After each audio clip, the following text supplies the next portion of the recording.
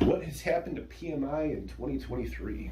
PMI. So PMI is mortgage insurance premium. It is an insurance that some banks or some lenders require if you don't have at least 20% down. So you're considered higher risk if you don't have 20% down, so you have to get PMI. And PMI can get pretty expensive. I mean, it depends on what the interest rates are, it depends on what your credit is, depends on the property. And so the Biden administration earlier this year, back in February, decided to lower PMI.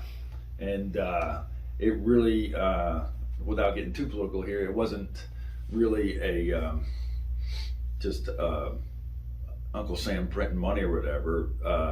The PMI bank had extra money in it, so we could afford a reduction. And so PMI used to be 0.85 of 1%, so 8.5 of 1%, and they lowered it down to 0.55. So it's a 30% drop in PMI. And people are like, well, we're talking about fractions of fractions or whatever, but it really does make a difference in affordability. So the last quarter of 2022, probably the average mortgage was 7.25.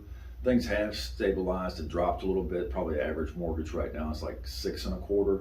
But I just rattled off a couple things. So like if someone were to buy a $200,000 house, this drop in PMI would save them $600. If they were doing a $300,000 house, it would save them $900 a year. So somebody that's making 45 to 60,000, this is a sizable difference. Home ownership is still the principal way that most Americans obtain wealth, and so this drop in PMI is saving the average person about $800 a year.